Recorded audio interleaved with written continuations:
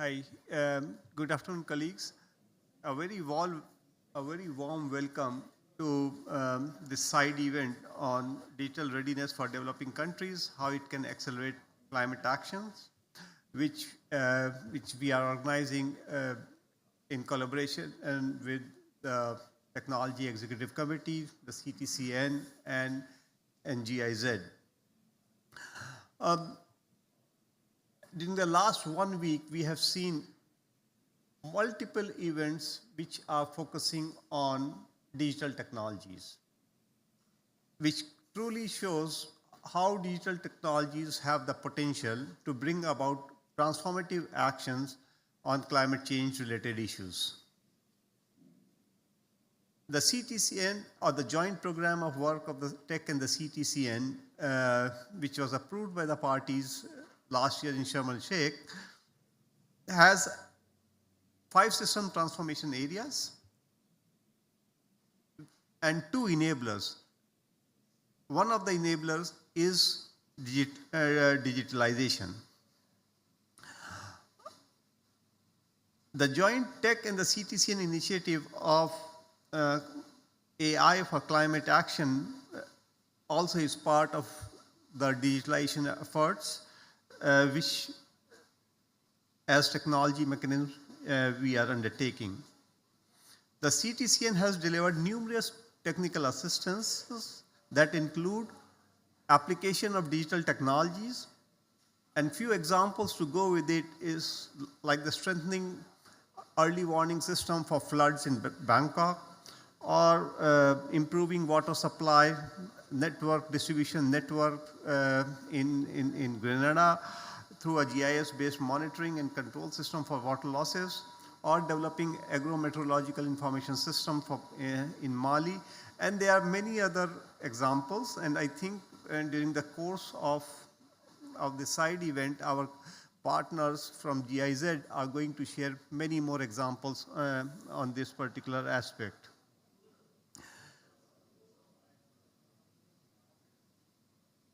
And all of this points to just one fact, that digitalization is in today's era at a center stage of our climate debate. The success of digital technologies or interventions made on digital technologies is highly dependent on the capacities and the conditions of the developing countries, their digital readiness as we call. There are a number of examples and cases where in various institutions like GIZ, World Bank, and many other institutions have tried to work on what we call the digital readiness, or the parameters which determine what is the stage of development of digital technologies, or what it will take for a country to move towards development and implementation of digital technologies. This means that we must consider local conditions while we are assessing the application of digital technologies, and identify the barriers. And these barriers could be various, means it could be an infrastructure barriers, but it could also be a kind of a regulatory barrier or a governance issue within the country. And this needs to be identified upfront. Capacity needs to be built up in developing countries so that they can accept these digital technologies and scale up their implementation. Well, there are many more factors to consider, but I will stop here. All of this to say that digital readiness means tackling the digital divide. It means supporting an inclusive and equitable climate action. In this event, which is jointly organized by GIZ and the Tech, we want to stimulate a kind of a debate on the relevance of digital readiness and how we can mainstream supportive interventions on digital technologies, on digital technology projects. We will be introduced to digitalization for climate action by our partner GIZ. We will hear about exciting projects of the CTCN, which the CTCN is doing along with the George Washington University and South Korean National Institute for Green Technologies on developing Digital Readiness Index. We will also present two cases of application of digital technologies through CTCN intervention, one in St. Kitts and Nevis, and the other one in South Africa by GIZ. Thereafter, there would be a panel discussion with colleagues from GIZ, the World Bank, the TEC, and Senegal as a party. This side event is being organized in a hybrid fashion, so there are a number of speakers and there are a number of participants who have joined online. And therefore, taking this opportunity means I'll stop here without further delay, and I'll hand it over to a colleague from GIZ, who is John Giegler, who is working with the digital transformation cluster of the GIZ. This presentation is going to be made online.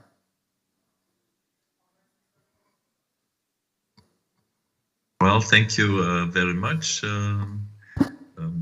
I first would really like to thank UNFCCC, CTCN Tech to invite us, and also for great collaboration, not just during this COP, but over the last couple of years, and also the Innovation Hub colleagues. So thank you so much. I wanted just to set the scene.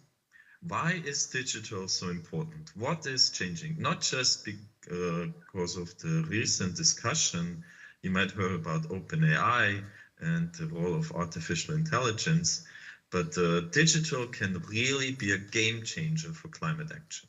So let me please, I wanted to share with you the presentation. So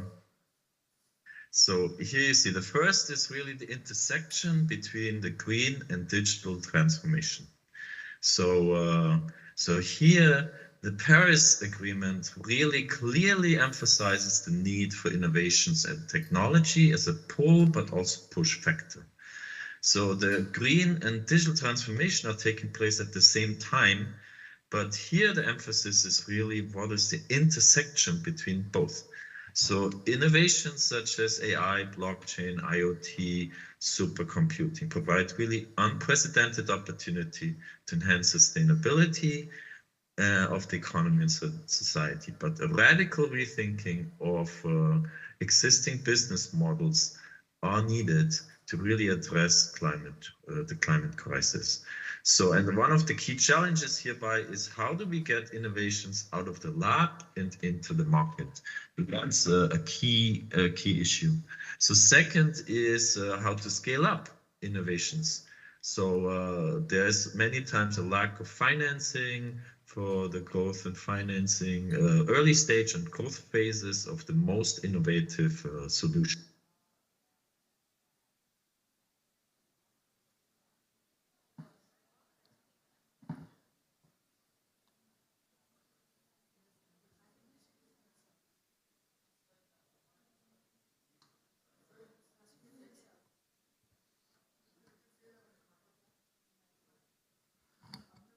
Hello, can you please unmute yourself? You're muted yourself. I'm sorry. Thank you. So, so basically I was just, thank you. So the shaping of the twin transition. So the ICT sector is just about 3 to 4% of the current greenhouse gas emissions, and its potential is much bigger. So about 15 to 20% of global greenhouse gas emissions could be in fact reduced through harnessing digital technologies. So it's about green data, it's about climate impact, and using digital as an enabler for the climate action. So now on the digital economy and the digital readiness. So we've been working a lot with partners from Smart Africa. It's a regional organization in the Africa region, and 38 countries are members of Smart Africa, and Digital Equality Association on a digital economy index. So the first aspect is connectivity. So today we still have around 2.6 to 4.7 billion people. So around 40% of the global population still does not have access to internet and connectivity. And the second aspect is beyond beyond connectivity. It's about the usage. So it's the actual usage, and there is a significant gap in terms of affordability and also the usage gap. So basically the 55% of people in Africa who have access to the internet still don't actually use it. So this is also a really important aspect if we talk about digital readiness, is the usage gap. Then moving forward is also the next step is then the capabilities. So the digital and human capabilities, the digital skills to in fact use and take advantage of digital technologies, also for entrepreneurship and innovation. Then there is the aspect of digital services, government services, e-government services, but also by the private sector, and the actual appropriation and uptake of digital technologies. And if all of these steps are being taken, then and only then really digital technologies can have a real important impact on climate action. So now the next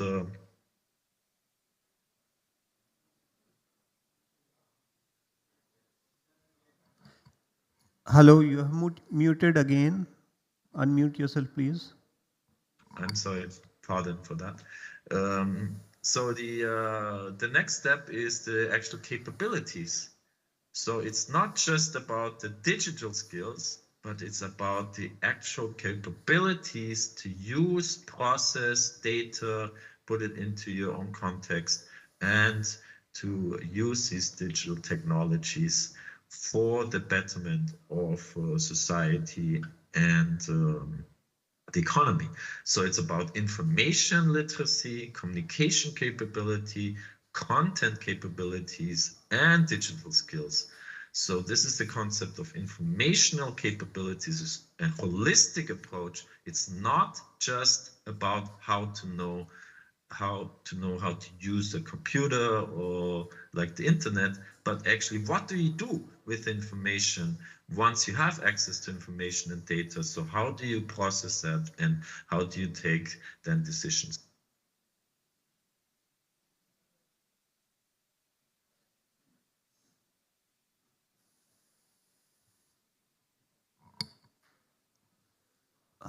Muted again. The second is through a greenhouse gas inventory and national determined contributions. So so here the digital technologies can really enable the measurement, verification, and reporting of CO2 emissions and support countries to better monitor the NDCs. Then through the climate financing, and also enhance the transparency and accountability of carbon markets, and so facilitate climate financing.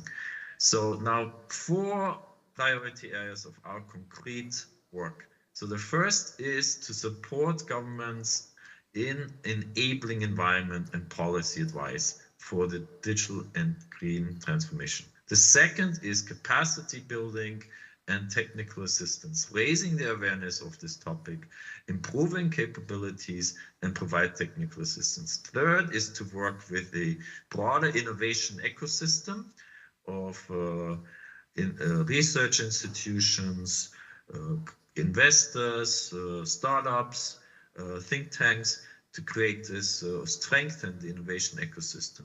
The fourth is to improve innovation finance and sustainable digital infrastructure for this green digital transformation.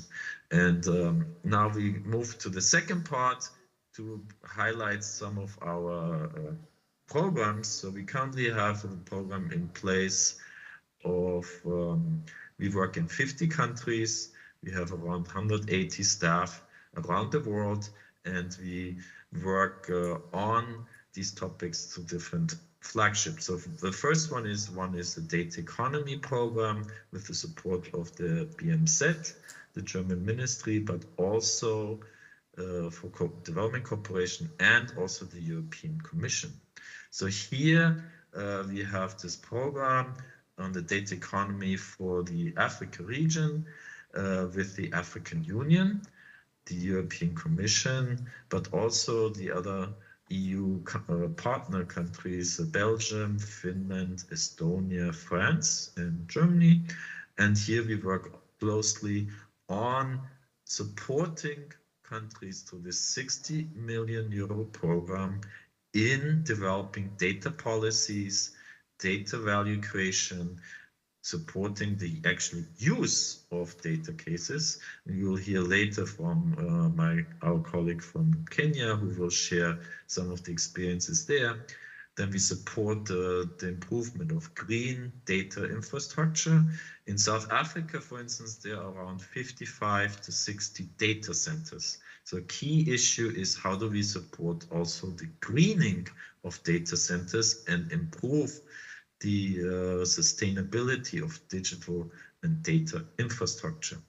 And the last aspect is to enhance capacities to the use of data. So here you see the chart about the increase of greenhouse gas emissions in the digital sector, and which is estimated to reach 6 to 7% by 2040. So there is an urgent need to act. The second aspect is that the energy consumption of data centers are as big as the energy consumption of entire countries. As you see here on the chart to the right, for instance, the data centers globally use as much or more energy than all of South Africa. So there is great concern about first enhancing the sustainability of the digital sector itself. So the next is here, this is the greening of the digital infrastructure. Here we work very closely with the World Bank on this program. And it is really, we were closely also integrating with the World Bank digital and green aspects into 11 programs and projects, World Bank funded projects around the world, whereby before the projects basically did not have a climate, clearly defined climate benefit, but now they do, and it's very clear that now the greening of digital is also a key aspect of our work. The second is we have digital transformation centers in 22 countries around the world. So to give one example is we work in the Mobile Innovation Hub in Indonesia. So here the mapping, so I have a little echo now, but so we basically work with GSMA on supporting the use of mobiles for the energy, improving the energy assets and also waste management. And we are showcasing how concretely digital technologies can help. So addressing the current implementation gap. So thanks to the BMZ, we actually currently have a portfolio of 15 million euro where we concretely implement projects that use and leverage digital technologies for climate action on the ground. Like this example, for instance, in Indonesia. We also work in Vietnam, in Mexico, in Senegal, South Africa, Kenya. So to basically have showcase projects that can demonstrate that digital can have a positive impact on climate action. Here's another example, is the Lacuna Fund, where we work together also with Rockefeller Foundation, Wellcome Trust, and Canada on basically supporting the use of AI and data for climate action. So sharing of data, best practice AI models, open source, open to everyone, and to do the AI innovation, to do local training of people in the use of data and AI, and enhance in that sense the digital readiness of people to actually use AI for climate action. So improve planning, improve decision making. Another concrete example here is a nutrition early warning system using AI, again, smallholder farmers in rural Africa. So these are very hands-on, very concrete projects where these web apps, mobiles, AI technologies in this case are being used to preventive data on provide predictive climate change mitigations of farmers and to have real-time data and to be more effective and efficient in mitigation measures. So the last project I wanted to share with you is in Indonesia. It's also the high carbon stock approach.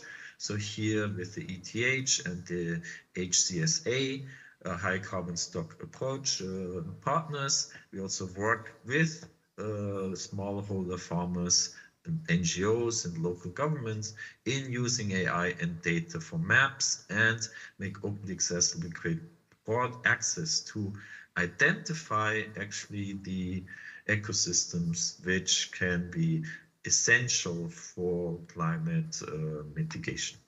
So with this, thank you very much. I hand over to you, and I'm very much looking forward to the actual panel discussion. Thank you very much. Thank you, Dr. Giegler, for a very informative presentation which highlighted various aspects. It provided some case studies and examples of where digitalization or digital technologies, including AI, can be applied. It also had a word of a caution of what we need to concentrate with regards to the greening of the data centers. And it also had some parameters which we need to consider while we are trying to define the readiness of a country or the capacity of the country to adopt digital technologies. I would request you to remain online so that you can reply to any questions if there are from the participants here. But now I would like to invite Dr. Shin, Dr. Jong Seok Shin, who is the senior researcher at National Institute of Green Technology, South Korea, and who is implementing one of the I'll say a technical assistance projects of the CTCN on developing digital readiness index. Dr. Shin, the floor is yours.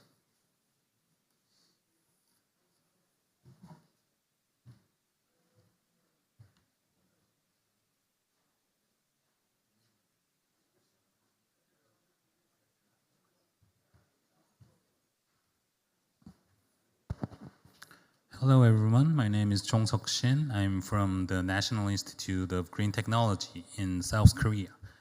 While the monitor has to be changed, I'll just briefly introduce what my institute is doing. So we are a government affiliate. We shorten our name as NIGT, and we are a government-affiliated research institute, mostly focusing on policy development and strategy consulting for developing countries and our government also, in the theme of climate change and sustainable development. So recently, actually our institute's former name was the Green Technology Center. Maybe one of you have heard about it. And recently, last year, we have changed our name to NIGT, what we are right now. So now we have this monitor. So thank you. Yeah, today what I would like to share is about what we are doing related to the digitalization readiness index, and also a very short introduction of what my institute is doing about related to digitalization. So actually, I thought I was the first speaker, so I prepared a few slides about what digitalization we are mentioning about and actually what we are thinking. However, as Rajiv also mentioned and Dr. Giggler also introduced very specifically, I'll just move on. So depending on the previous speeches and presentations, we all agree that digitalization is critical and essential. Also, we cannot avoid this kind of paradigm shift, I darely say. And as mentioned previously, it is a kind of game changer and will be a kind of critical opportunity for economic growth and, moreover, sustainable development. However, as we all know, Microsoft, Google, Apple, everybody is trying to contribute or develop something for digital transformation, or in our words, digitalization. However, my question is that are we all, that means everyone, ready for a digital society?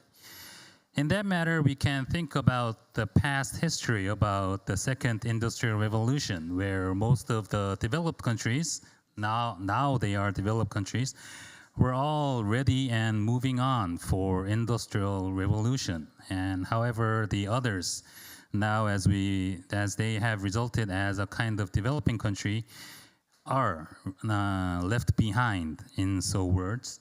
However, this fourth industrial revolution, what we are thinking as digital transformation, we are not going to leave anyone behind. So in that matter, the question is, are they ready? So if we have a glimpse about current conditions, actually the market related to digitalization, or in other words, e-commerce, is expanding very fast. Especially here, it's a little bit difficult to see, but here the top is Indonesia, and also Asian countries are expanding the e-commerce market very fastly.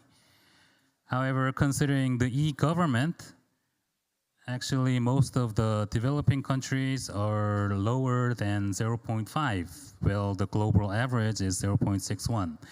And also, considering the market of industrial digitalization, most of the leading groups are the developed countries, where the others, developing countries, are trying to follow as fast as they can.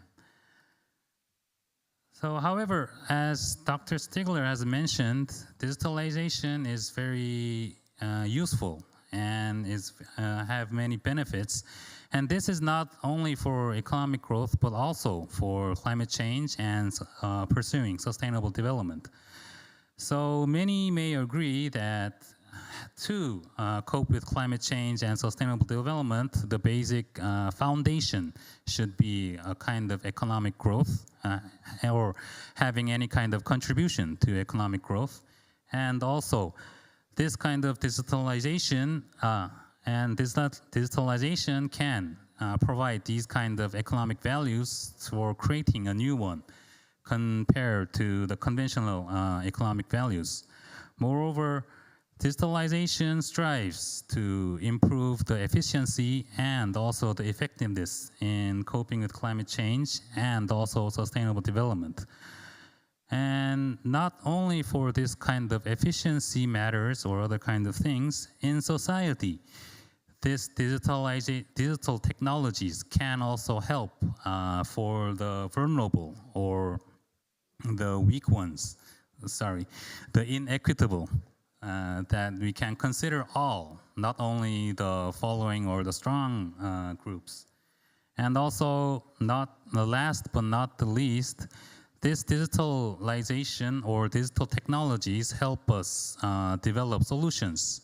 That is, in other words, technical innovation to cope with climate change. So actually, I was thinking to make it more shorter about the first part, but anyway, it's expected time length. And as Rajiv has mentioned, CTCN, based on the CTCN's program of recent program of work, The two enablers are the National Innovation System and digitalization. So for us, focusing on digitalization, we are trying to develop a National Digitalization Readiness Index. So what this index will do is that we are aiming to develop an evaluation framework that can measure the current conditions of the target country, mostly developing countries, and identify a baseline. So to see what should the country focus first to achieve the most effective, to achieve digitalization most efficiently and effectively. So here the research team is composed by two institutes, the National Institute of Green Technology, where I am affiliated, and also the George Washington University. Right now, we have started this project last August. So from then, it has been 3 to 4 months. And now we are currently mostly in the literature review stage to find what kind of things that we can use or refer for developing the evaluation framework. So as a start, we have focused on the definition, or in other words, we can maybe say it as the concept of digitalization. However, the term is used very confusingly as digitization. It is quietly comparable that we can divide it with what we are going to say. But however, digitalization or digital transformation, there seems to be some kind of difference, but actually it's not that clear to divide these two concepts. So based on our literature review, we can derive the major concept and their focus may be as known as the fundamental strategy for digitalization, and digital transformation. So as a result, from digitization, actually it goes more larger to digital transformation. And here, actually what we are talking about in our study is about the middle one, digitalization. So this digitalization can be considered that we are in a very early starting stage, and what we are pursuing or aiming to move on may be the digital transformation. So we have identified the differences in these terminologies, and through other literature review, we have derived, it is preliminary, but we derived some kind of insights that I would like to say. Here, actually, these 6 insights are very common. So the first 2 are related to infrastructure, digital infrastructure and physical infrastructure. The middle one is related to about the regulations or policies that can support and accelerate digitalization in the country. The other 2, accessibility or digital skills, may be related to the society and the personnel about how well they can use, for example, digital literacy. The last one is related to the regulations or the governance. That means the surrounding environment to protect the data that has been collected or used. These may consider to be very common or obvious things. However, the literature review results also show that these all need to be considered. So from starting on here, our research team is going on to identify the pillars in maybe a couple of months. And based on that result, we are going to develop the evaluation framework. So here is the brief timeline. So right now we are at stage 1, and because actually we lack of time for the project, we are going on parallel. So as I mentioned in the previously, we are first focusing on the energy field, about how are we going to do it. So about the unique characteristics about the energy system, we are reviewing it also.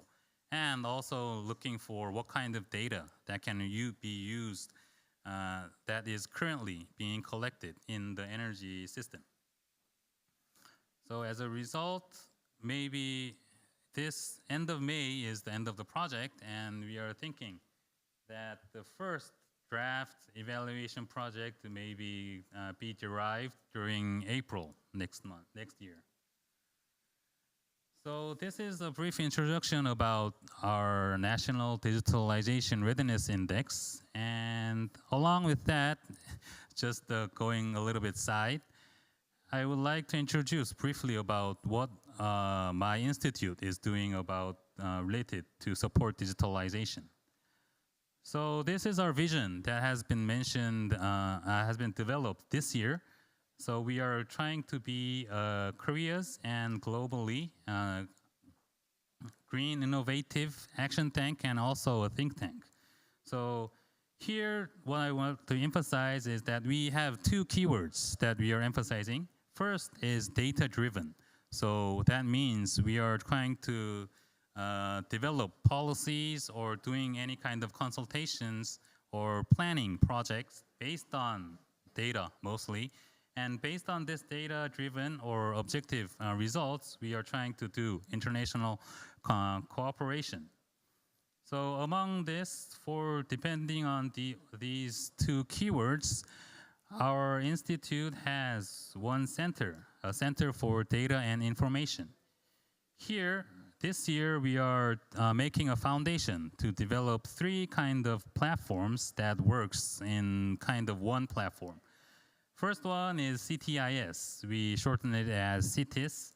Here provides domestic and international climate news that that comes out and provides various stakeholders the latest news about them.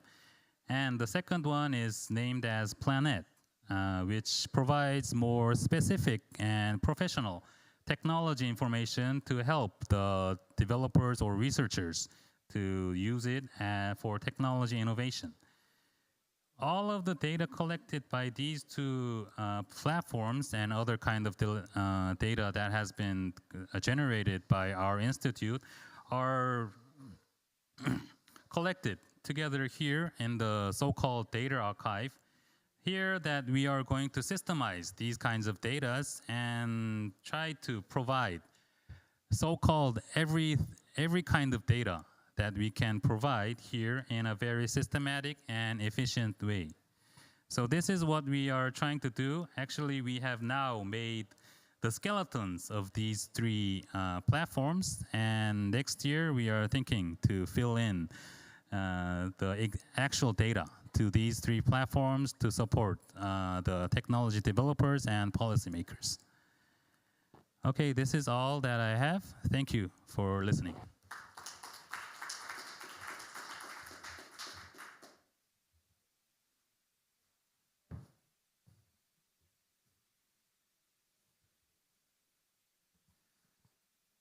Thank you, Dr. Shin, for your excellent presentation, which provides a kind of a framework what we are working on for digital technologies as CTCN. And also it was fascinating to know the technology CTCN, or the Korean technology database system or knowledge system which you are developing, which probably could be put to a wider use through our cooperation, between the CTCN and NIGT. Thank you for that. Dear colleagues, we have two case studies, again, which is going to be, one of them is from St. Kitts and Nevis, which is going to be presented in person, while the other one from South Africa is going to be virtually presented.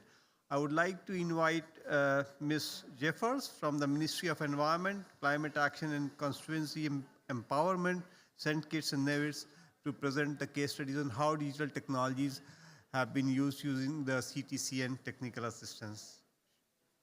Ms. Jeffers, the floor is yours.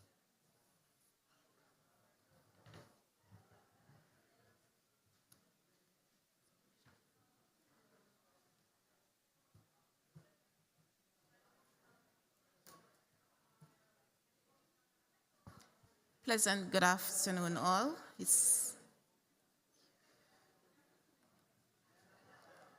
Pleasant good afternoon all. It's my pleasure to present on behalf of the Ministry of Environment, Climate Action to the Government of St. Kitts and Nevis in our transformational processes as it relates to our preparing ourselves for digital transformation. I recognize the time is of the essence, so I will move through a few of the slides and go straight to the essence in terms of the project. So just to give, before I do that though, just to set some context in terms of St. Kitts and Nevis, it's a small island developing state, very small as you'd recognize. Our population is just over 50,000 in terms of population between St. Kitts and Nevis, with a combined square feet in terms of 261 square kilometers.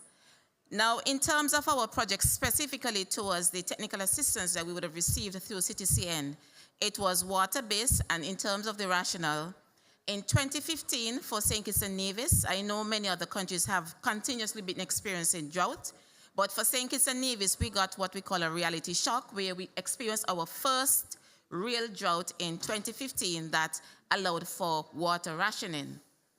And outside of that, we recognize that because of our economic driver being tourism, there was a competition in terms of how do we allocate our water resources.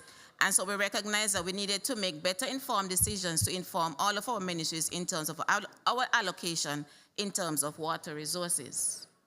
So specifically as it relates to this particular project, there were 4 key outputs I would identify, and I'm particularly pleased coming back from the presentation that was just presented, because as it relates to our digital awareness, one of the outputs spoke about mapping of our stakeholder consultations, and based on the outputs coming out of that, we were able to understand, are we really ready for that digital transformation? And I will go through in terms of our constraints as a part of this project to highlight and to respond to that particular question.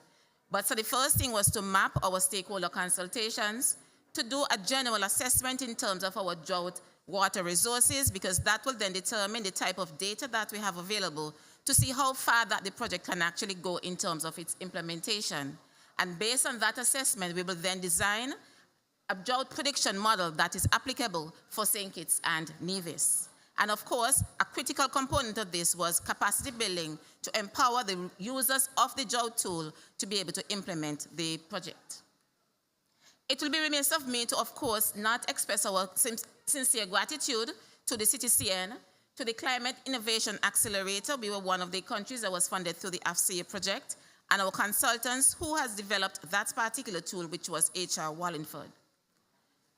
So specifically as relates to the drought tool model, what it does basically, the consultants would have collected information from key stakeholders, the Water Services Department, Department of Agriculture, our ministry with responsibility for climate action, use our weather station observation information, and based on that information, they would then determine how ready are we to actually develop a drought prediction model. We recognize in the implementation that we had, like many small island developing states, or most, if not all, and including developing countries, access to data to feed into this particular model would have been a particular challenge. And so what the consultants would have done, they would have used satellite imagery to help us to at least have some information that can feed into this particular tool. In terms of innovation and creativity, what they have done, it is not a closed-off tool. It has allowed us, even though we have had challenges in terms of data, it is open source, so it allows, so each time the satellite imagery is updated, it shows updated information. And it also allows us as a country to identify what the challenges are and to build projects subsequent to this particular technical assistance to address our data challenges. So this basically gives you a snapshot in terms of what the data basically looks like. So in terms of stakeholder consultations, we would have had consultations with the Ministry of Agriculture, recognizing that it is now a water scarce commodity. And so the farmers would need that information to be determined how much water is actually available, what is our predictions in terms of our rainfall precipitation, which will allow them to make better informed decisions in terms of what to plant, when to harvest, and when not to harvest based on the water requirements on any particular crop. So in terms of challenges, of course, as I indicated, access to reliable data continues to be a challenge for small island developing states, both as it relates to meteorological information and also hydraulical information. We recognize also in terms of the innovation that was presented to us, We require additional time to accept and incorporate new technologies because, as was indicated, we looked at in terms of not only the stakeholder consultations, but do we have the necessary legislative framework to incorporate the type of data that is actually required? And of course, the cost of technology. One of the things we recognize coming out of the project, each ministry collects different information. We need to ensure that there's some sort of homogeneity in terms of the type of data that is collected, the state in which it is collected, the quality of the data, and the reliability of the data. As was indicated earlier, data is what drives decisions, and so we need to improve on our data collection to improve also on this particular tool. But with our challenges, it creates opportunities, and so we are happy to report that one of the information that we have presented since this particular technical assistance is access to additional resources, and we have now been implementing a project to develop what we call a water information system, where the same stakeholders that were consulted in this particular project, we now have a stakeholder working group where we have now recognized this is the type of data that is required to feed into this particular tool to build onto this particular project. It also provides an opportunity to improve our data collection, and the water information system is one such area. Through this particular project, it showed us that we really need to include and incorporate and to enhance our coordination. We recognized through the particular project as well, water services was what you say doing their own thing, agriculture was doing their own thing, but if we really need to make that game changer as was indicated, we really need to move in a more coordinated and synergistic approach. So for us, and I just want to say earlier in terms of the key areas that is required for us to be really ready, one thing I can probably say that in terms of that political will from St. Kitts and Nevis is there. St. Kitts and Nevis is now on a sustainable island state agenda, and center of that particular sustainable island state agenda is digital innovation. We recognize that these are 6 key pillars that we require, and it talks about social protection, including the circular economy, sustainable settlements, sustainable industry, but all of these points right back to the center in terms of we need to ensure that we have the data that feeds into this particular process towards addressing our sustainable island state agenda. So I thought this was particularly useful in terms of some of our key barriers, but for us, in terms of that political will, we can say that it is there. In terms of key takeaways, we have recognized that if we really want to shift towards an operational drought forecasting system, we need to have continuous collection of ground-based data. And this is where our water information system will lend support to our challenges that was recognized in this particular project.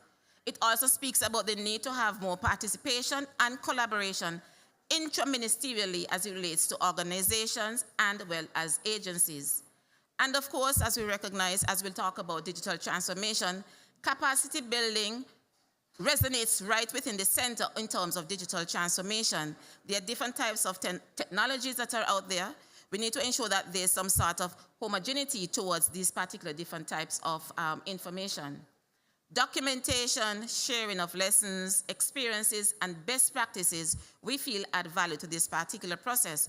And so we feel engagements such as this, and in terms of the Latin American Climate Week where we participated, and listening to our peers allows us to learn in terms of what other countries are doing and how we can share our experiences and lose in terms of best practices. And sustainability. It is resolved by addressing our problems in a way that is relevant to local communities. Just before I close, I just wanted to highlight that based on the 2 presentations that I've seen, for us to be fully digitally ready, we need to incorporate governance, as was indicated. The technology, we've started that process, but of course we do recognize that we will have some challenges, but we are ready to address those challenges by looking at subsequent projects to respond to those data gaps. In terms of sustainability, accessibility, and compatibility will allow us, perhaps in the next iteration of questions, are we digitally ready? We can say somewhat we are there, we've started that process, but of course it requires continuous work and engagement to ensure that at the end of the day, we are at the forefront of digital transformation. That is the end of my presentation, and I allow any questions after the end of my presentation. Thank you.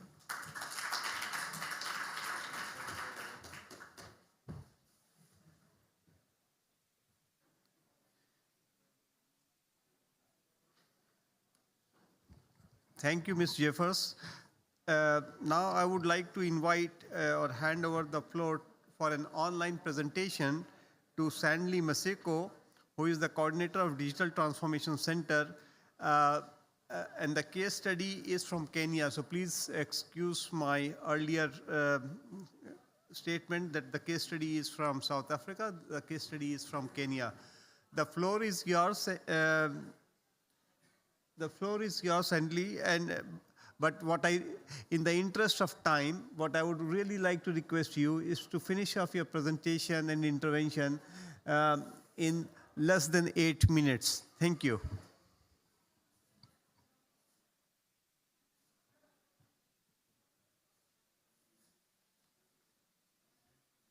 All right, thank you. My name is Bernard Mugendi. I work as part of the data economy team based at the Digital Transformation Center in Nairobi. I apologize that my colleague from South Africa could not be able to join today due to a last-minute commitment or request, but I'll just briefly highlight in terms of what we are doing in leveraging, how do we leverage the various digital technologies for data and climate action. I know a lot perhaps in the earlier presentation by Dr. Zoran, he's mentioned part of what I'm going to speak about and how we work very closely with our stakeholders from the public sector and also from the private sector as well. And in here we see in terms of how we set up our cooperation model, or how we set up, the program.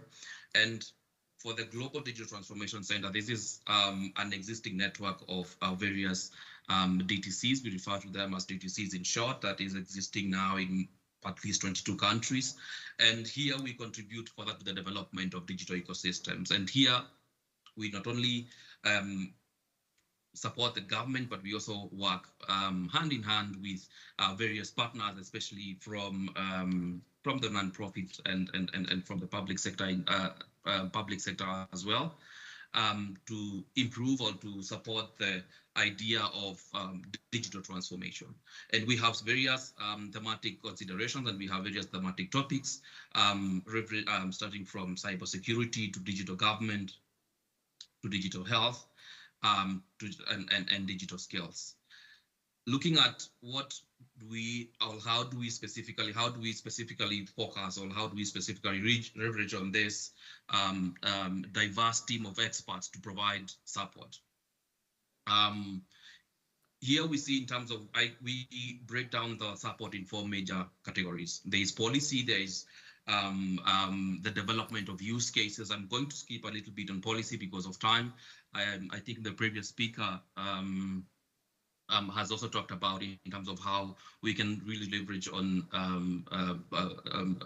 the various policy mechanisms to provide technical assistance, but I'm going to just briefly speak about the use cases. And in here, when we talk about use cases, really we're trying to look at how can we provide, how do we process data from a raw material to an asset that is capable of providing social and economic value. And this is now the basis of even what was presented earlier of what our program is all about, using the power of data to provide economic value. And now we know that based on what we are currently seeing, at least, and the requests that we are currently receiving, we know that digital transformation does not necessarily, we don't have to cut corners.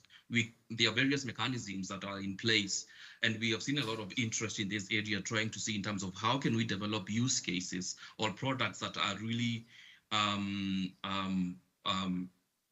focusing also really on leveraging the power of use cases that are sustainable.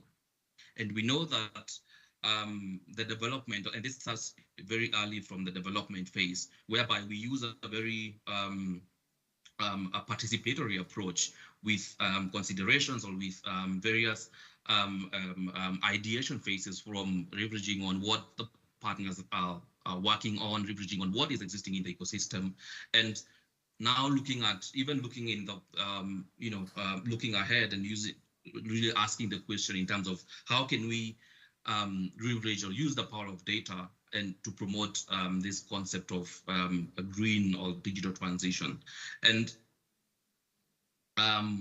based on the various requests from our partner organizations and from our partner ministry, we have also gone ahead to also provide various mechanisms in terms of building the capacity. I mean, right now, there are various conversations around developing, monitoring various MRE systems that tracks this agenda or this idea of digital readiness. How can we transition from how can we transition from, even in the mobility sector, in terms of how can we transition from the gas emitting to more electric and more sustainable approaches? And these are some of the initiatives that we are continuously receiving and we are continuously supporting. And of course, now, other than developing various use cases and providing capacity, we also focus on supporting the ecosystem, the green and digital ecosystem. And here we provide expertise and advisory services, leveraging on the individual term of experts, from data experts to digital to infrastructure experts to even more climate forecast experts. And in here, this is one of the use cases that we have also done in the area of agriculture, in terms of looking at developing an interoperable data infrastructure. And this is the agricultural sector data gateway, which now specifically focuses, here we focused on supporting the partner here in terms of the building an MVP, a minimum viable product for us secure and interoperable data infrastructure. And this is a platform that essentially provides quality data and analytical capabilities for the government and also for the various partners as well, in terms of providing them with the ability to better support production and provide farmers and other stakeholders in the ecosystem with better intelligence, now geared towards sustainable infrastructure and geared towards food security. Because of time, I'll also just move on and just highlight in terms of now looking at what is a concept for Africa, or where we are at the time. Most of the Africa, or at least for Kenya specifically, for the now looking at power generation, Kenya can be described as green by default, because most of its power sources comes from its hydrogen. It's more sustainable, and it's more renewable. It comes from renewable energy, and this is now one of the questions that we are looking at. How can we leverage on what is existing and also promote the development of more sustainable, or at least leverage this to promote the same in the various countries, essentially. And here we look at where we are at the moment and looking ahead. And for infrastructure, we are mostly focusing on data, and we know that 60% of the population, of the African population, is mostly youth. And so we are going to see a growing appetite of data, a growing appetite of setting up infrastructure to meet the growing demands of this digital economy. And one of the things that we have done, and this was during the climate summit, is we were able to work with various partners from the World Bank and ITU, with support from the GIZ's Digital Transformation Program, and to support the launch of the guide to green data centers. A lot has been mentioned in terms of what green data centers means, or what, from an infrastructure perspective, the energy, when you talk about the real question here, when you talk about data centers, is we know that there's a lot of power, power that is needed. And here we look at various concepts.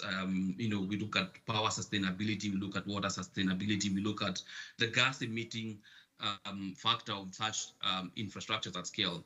And so this is one of the things that we are continuously doing from a policy perspective.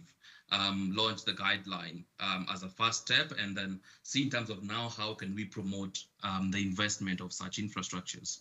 And so now this now focuses now on investments. We launched the guide, at least from a policy perspective. We are continuously having conversations with various partners and trying to see in terms of how can we now promote the investment and getting more partners involved in this. And this is now part of the new action that Dr. Zorin also mentioned about a digital investment facility now focusing specifically on green and digital infrastructure. And what is in it for member states, or what can they leverage on from this facility that is now set up in three sectors in Africa. There's one in Kenya, one in South Africa and Senegal as well. And the purpose of this investment facility is to promote and advisory services, or provide partners with an idea in terms of developing bankable investment concepts for now focusing on green infrastructure. And we know that the idea or the model way that most investments, the image above shows in terms of how most concepts are developed from the very early stages to in terms of how the financing partner now continues to when the financing partner makes an investment. And in here, the DIF, or the Digital Investment Facility, is going to focus on one, supporting the partner in terms of looking at the enabling environment, looking at the regulatory, what are the environmental and the value creation initiatives that are involved, what are the technical guidelines that are available, for instance, on green data centers that I've mentioned about, what have other stakeholders done, at least regionally, and trying to look at, from a policy perspective, providing this to various partners or to various member states. And then we look at also the thematic advisory, looking at that now more focused on scoping and evaluation. What are the market insights, at least from a really infrastructure perspective? We know that sometimes the idea of developing pre-evaluated proposals can be quite challenging, and it can be quite a challenge to various stakeholders, at least from our conversations. So then this is now more focused in terms of how do we move on from the idea of just developing a concept from the very first sector in terms of looking at the enabling environment, and to now getting it to a section where it is, or to a stage where it is feasible for other development partners or for other financial cooperation partners to take this up. And here we also look at providing, because Hi, Bernard. there's a growing appetite. Can you please sum up your presentation, because really we are running out of time and we have a whole panel discussion to come after that. Thank you. Thank you. Yeah, so this is the last, this is actually my last slide. I was just highlighting in terms of what we are doing in terms of providing various partners with support in terms of how do we develop a green digital infrastructure. Now we focus on the green on the left-hand side, looking at the enabling environment up to an area or up to a stage which is feasible. And when we talk about green infrastructure or digital infrastructure, here we're looking at things like data centers, because of ideally the energy consumption and the impacts and the environmental impacts that it has, and also looking at things like setting up various internet exchange points. And this is the support that is available, or that we are providing also partners trying to develop bankable concept or bankable proposals that then the financial corporations can then take it up and ensure that it is developed to a fully fledged green infrastructure. Thank you. I think that comes to now the end of my presentation. I will stop there. I'll stick around. Let me know in case there are any other questions. Thank you, Bernard. Thank you very much for your flexibility.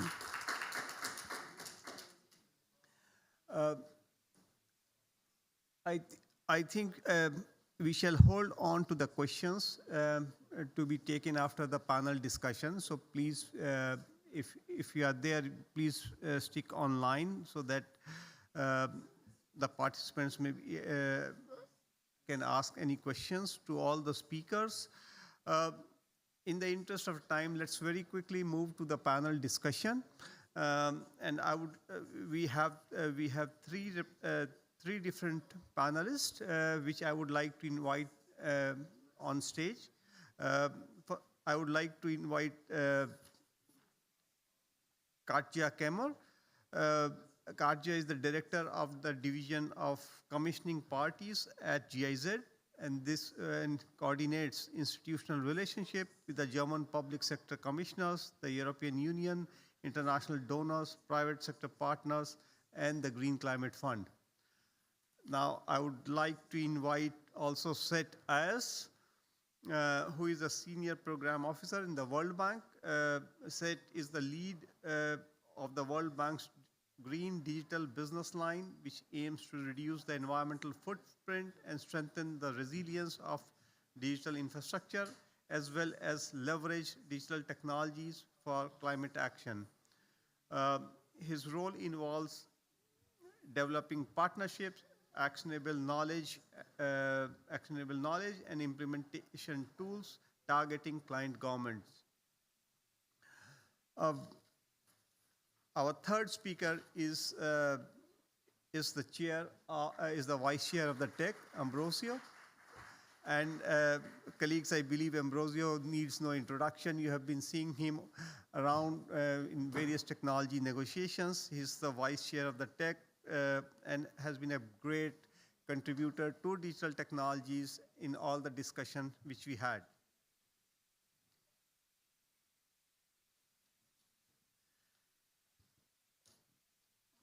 I would really like to start this discussion, and it would be great if all the panelists keep their intervention short and focused, so that we can have time for more question and answers, or maybe additional follow-up question on the basis of the answers you reply.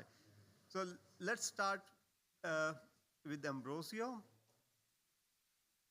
And the question to Ambrosio would be, you have been working with the technology mechanisms for a number of years now, and you have seen many discussions on technology transfer.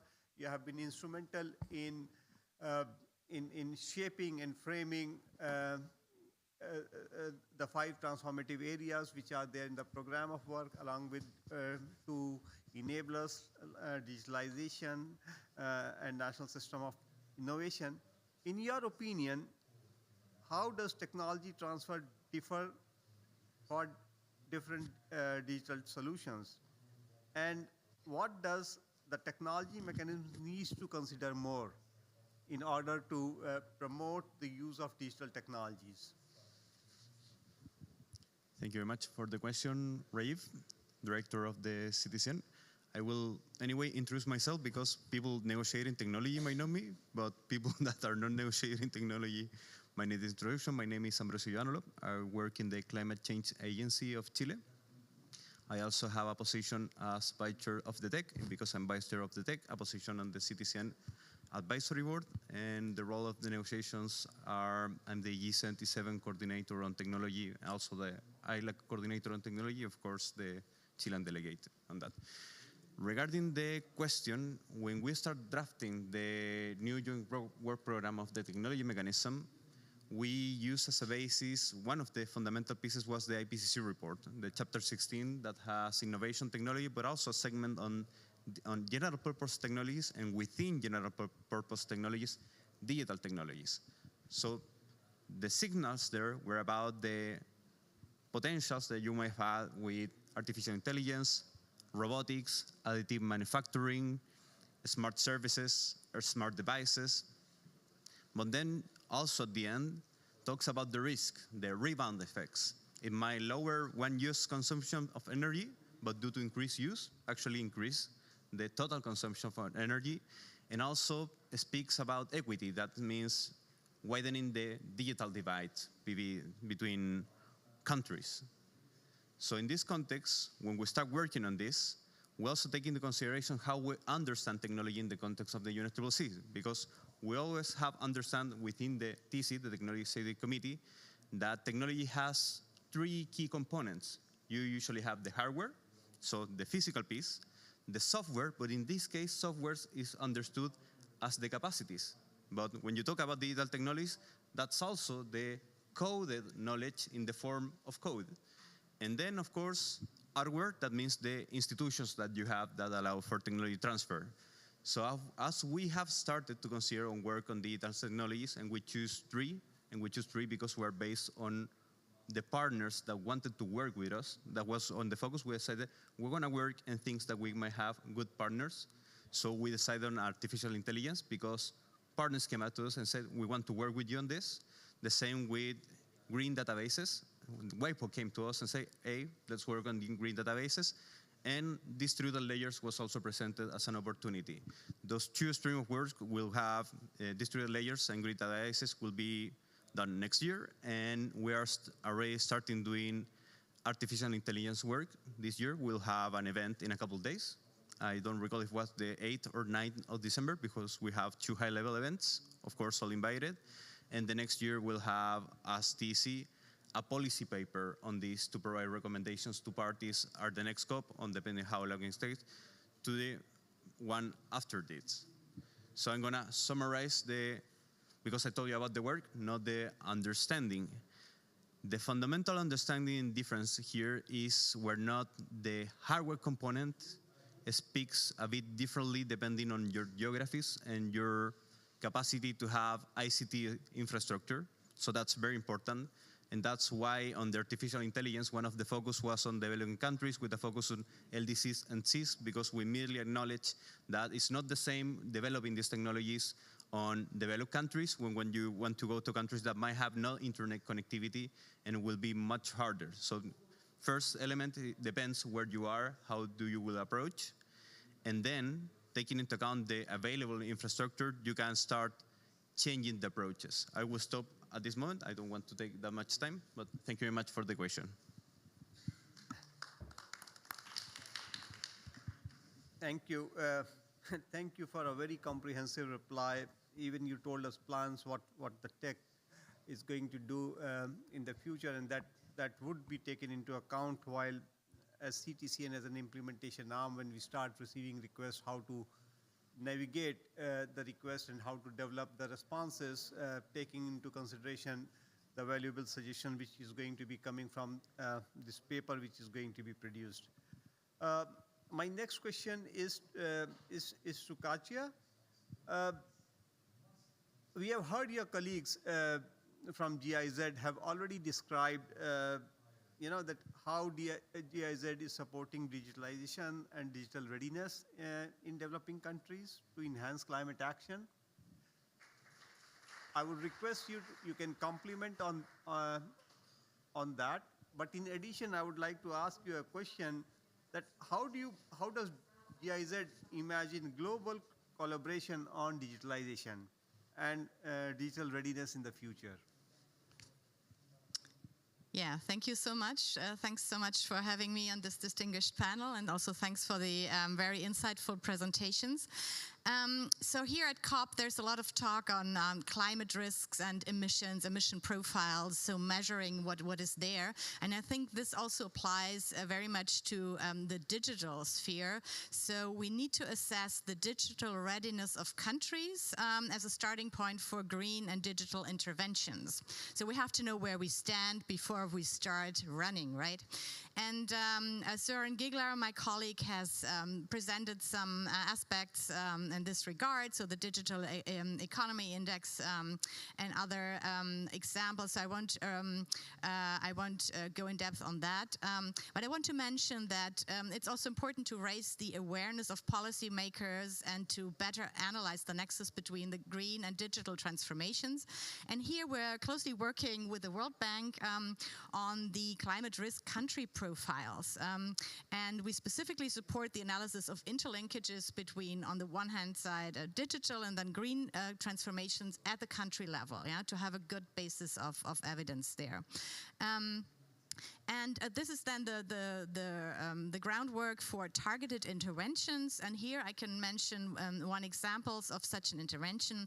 That's our program in Indonesia, where we're working closely with GSMA Mobile Innovation Hub, supporting clean tech, sustainable energy, and the digitalization of waste management by leveraging digital innovations and the use of cell phones. This was also mentioned by Søren already.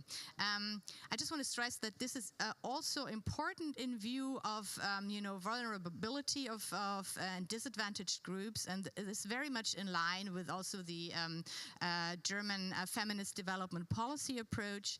And so I think this underpins nicely where we want to go here. So digital technologies are a powerful force for empowerment and can become a key engine for the socio-ecological transformation. And we have to be proactive. That's very important, and make sure that we do not exclude the most vulnerable. So how do we work as GIZ? How do we approach these issue areas? And how do we approach strengthening the digital readiness in developing countries? Well, we think it's critical to apply a human-centered, a people-centered digital transformation approach that finds a good balance between innovations on the one side, the new business models enabled through the use of data. We heard a lot about data here so far, but also, and this I think also it's maybe also a German but also a European view on this topics, digital citizens' rights and data privacy are of key importance to us. And it's very important also that we do not leave anybody behind. So on behalf of BMZ, our Ministry for Economic Cooperation and Development, we partner with the World Bank to close the digital divide in a sustainable way. So that's one part of our support. The other one is supporting local digital ecosystems with our BMZ digital transformation centers that have been mentioned.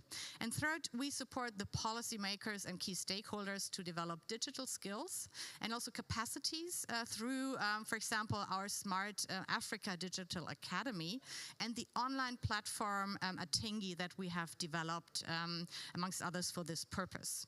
And I would just like to briefly expand on those three entry points. So German development cooperation is supporting the digital development partnerships of the World Bank, and this is a multi-donor trust fund. It has been mentioned by our colleague from Kenya, so I won't go into depth on that. But what I would like to just highlight is that for these data centers, we have developed a practitioner's guide for green data centers, because data centers, as we all know, tend to use up a lot of energy. So we have to make sure it's as green as possible, yeah, and that they are climate neutral. Then the second example, we're working together with our partner countries through our network of over 20 BMZ digital transformation centers, the so-called DTCs, to support this human-centered approach to digital transformation. And this is a kind of a proven concept to support the local digital ecosystems, and it includes governments, but also companies, civil society who want to accelerate their digital transformation through a global partner network. So we connect here the local level with the global level. They pursue a goal of facilitating access to and the use of digital technologies for especially marginalized groups, and hereby they reduce the digital divides. They offer a lot of services, modules that can be accessed. They address also social issues of digital transformation. They support female entrepreneurs specifically, and work in the area of climate actions. So they have also a green module and launched initiatives such as the Climate Change Innovation Challenge in West Africa or the Green Tech Hub in Vietnam and Indonesia. And these DTCs are thereby contributing to the development of sustainable digital societies that then bring a balance to social, political responsibility, ecological balance, and economic performance. And see, these were two examples. The third one is the Smart Africa Digital Academy, the SADA, that aims to improve framework conditions for digital transformation and promote internet access in Africa, affordable internet access. This is key. And together here with partners such as Smart Africa, in cooperation with partner organizations such as the World Bank, SADA implements combines activities such as a specific learning program. And here, a learning platform has been built, and by now actually workshops were conducted on digital transformation with over 6,000 policy and decision makers all over Africa. So I think that's quite impressive. We also appreciate that the World Bank is going to provide increased support for scaling up the SADA initiative in Africa from next year onwards through project financing of $20 million enabled through the Western African Regional Digital Integration Program. So that's very good news, we think, to scale this up. And next to the digital the agile regulation and data economy, a twin transition has been identified as a key area for capacity building. So this is what we want to take care of, and using the SADA national digital academies, which provide local training sessions for political decision makers and for professionals, and this is part of the project here. So all of this contributes to a green and digital transition, and already now one focus areas of the capacity building activities is sustainable digital transformation. We here also we cooperate with the UNEP, the United Nations Environment Program, and there are several courses. They consist of, twin transition, digital for climate, digital for nature, and digital for pollution. And 2 of those modules have been launched already this year and have reached already a total of more than 12,000 participants. So we think this is a good outreach. We want to expand and increase that in the future. And last but not least, I would like to mention that to enhance the digital readiness in countries in a very human-centered way that contributes also to climate action, we need the socio-ecological and feminist digital policy framework. So we're looking very much forward to the Summit of the Future next September, and where we pledge for a global digital compact that incorporates sustainability. And we think that as a world community, we have to commit to furthering the digital transformation that is human-centered, very importantly, that is inclusive, that is fair, and that allows us to stay within the planetary limits. Thank you so much. Thank you. Coming to say, you are working in the World Bank, therefore the question related to you is definitely on financing. And the question is that a decisive part of digitalization and digital readiness is financing. Infrastructure has a high upfront investment. Some more sophisticated digital technologies have considerable operational costs.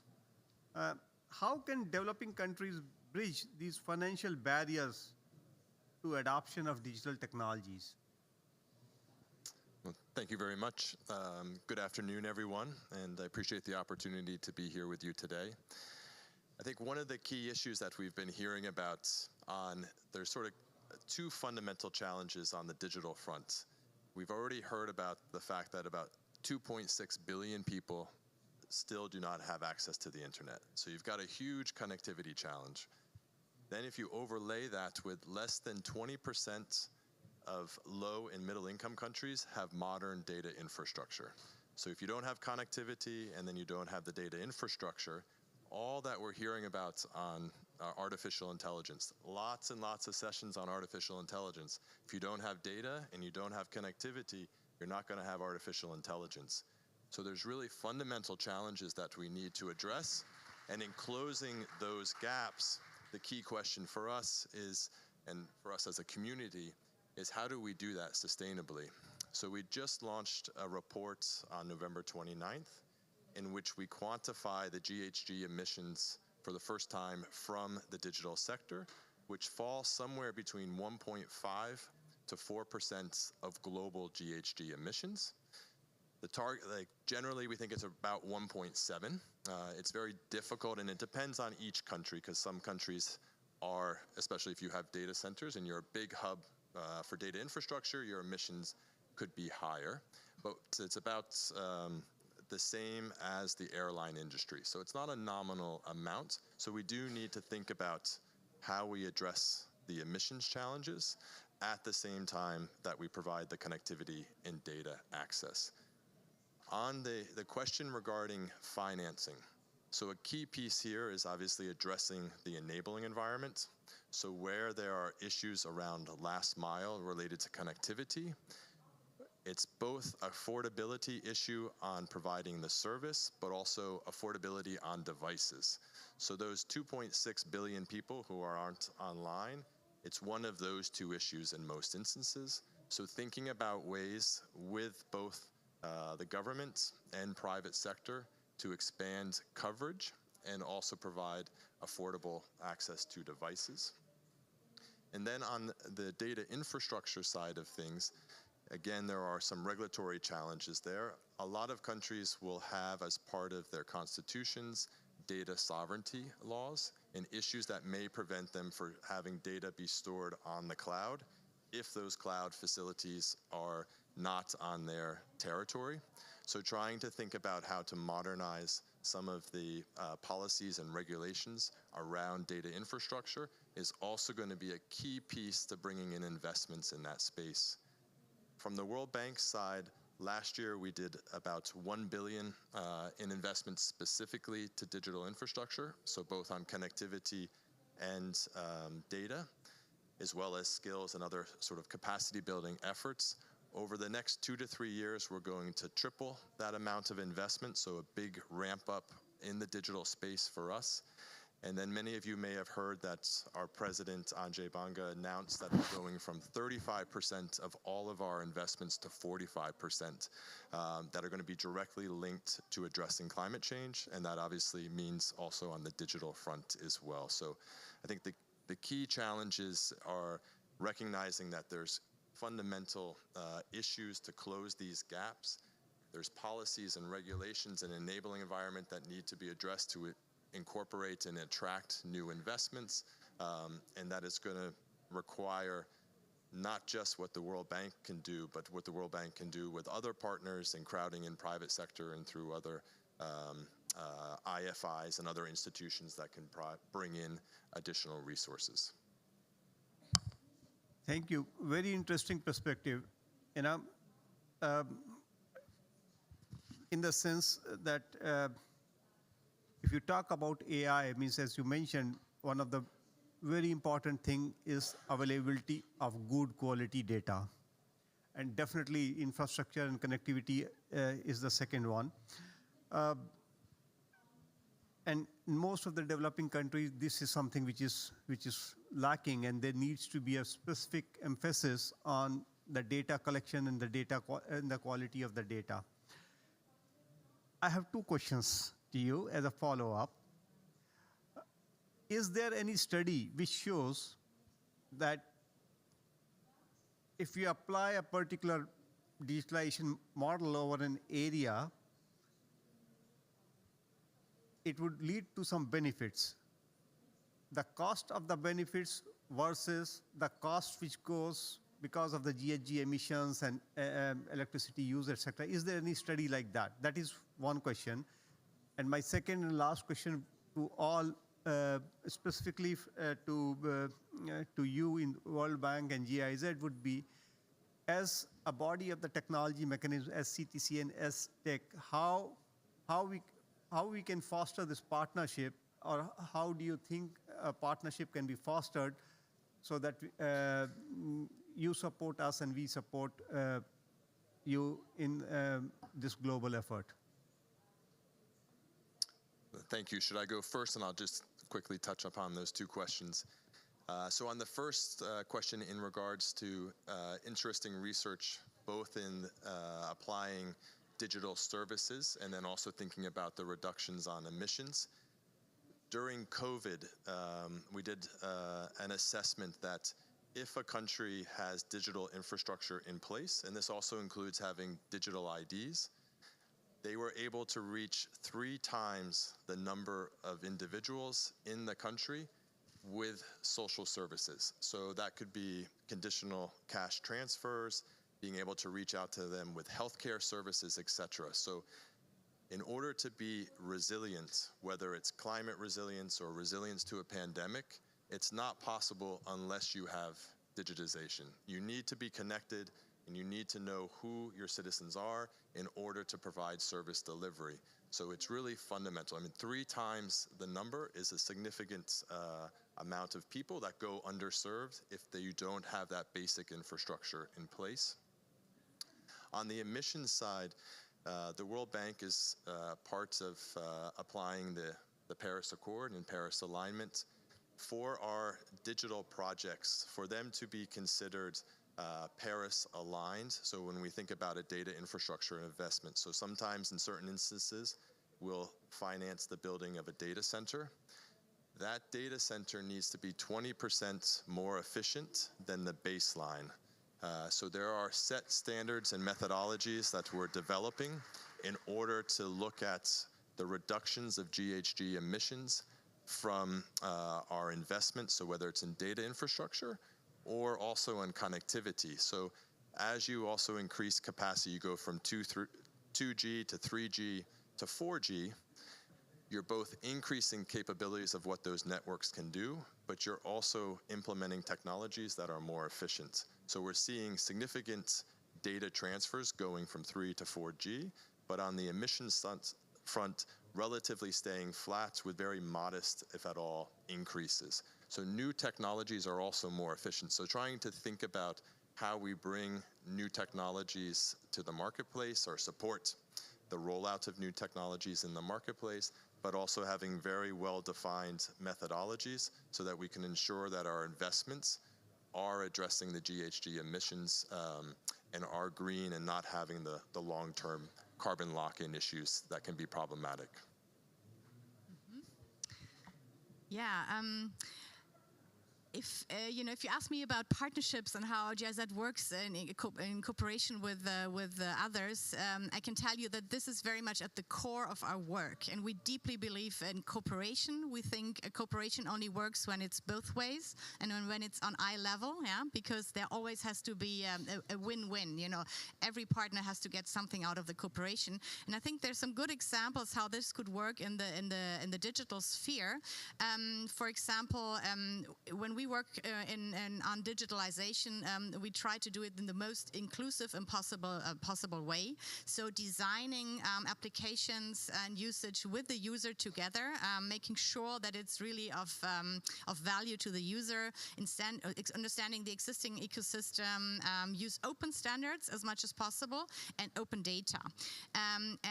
For example, we are working with the Fair Forward Artificial Intelligence for All initiative that supports projects that promote our AI, so artificial intelligence for climate mitigation. And one example, in Indonesia, we work on the so-called high carbon stock approach. And this is a project that leverages AI-based analysis of satellite imagery to safeguard forests and protect livelihoods. And this is can be of a great usage at the local level, because it identifies forest areas that have a huge potential for carbon sink, yeah, so carbon capture. That's very much discussed here at COP, but this is a natural carbon capture. And this information that we create with this AI is shared with NGOs, local actors, empowering them to make well-informed decisions, yeah, on sustainable agricultural and economic planning. So this is a good examples where data is being made available, data is used, and it's user-centered. We also use partnership in our projects. In the digital transformation centers that we've mentioned before. And here we work with many partners and many stakeholders from the national level, the regional level, the local level, and address the modules, the services that are being offered to the partners' needs. So there's continuous adaptation to the needs. So here, innovative capacity, technical expertise, IT knowledge, research, research and also like something like a startup spirit is brought together in one center. And we think this works very well because it's exciting, you know, it integrates, includes the stakeholders, and they see also that they can really get something out of that. So we can also pilot digital solutions here, empower local and also indigenous communities. We do that, for example, in Ecuador in our DTC, and make sure that they participate in global value chains by ensuring deforestation-free products. Yeah? And this is only possible if you have data and evidence available. So I think that's quite evidence here. And I think this underlines that digital readiness programs and digital innovations need to be adapted to the specific local and socioeconomic context. So there's no one-size-fits-all approach, for sure not. And we can only, we should not only look at the particular objectives of climate change programs, yeah, but we should make sure that this actually works on the local level and with the partners on site. Thank you. Well, first of all, I would like to thank all the panelists and the speakers for their wonderful contribution, for the case studies, for bringing out various aspects and nuances of digital technology application, the good side of it, the side on which we need to be cautious with regards to the energy consumption use, the value of data and the quality of the data. I would now open the floor to just a 1-minute intervention or a question from the floor, if there is any. But I do believe that I already have asked you some questions. Okay, I don't see any questions, so I thank you, all the panelists and the speakers. Please give them a big round of applause.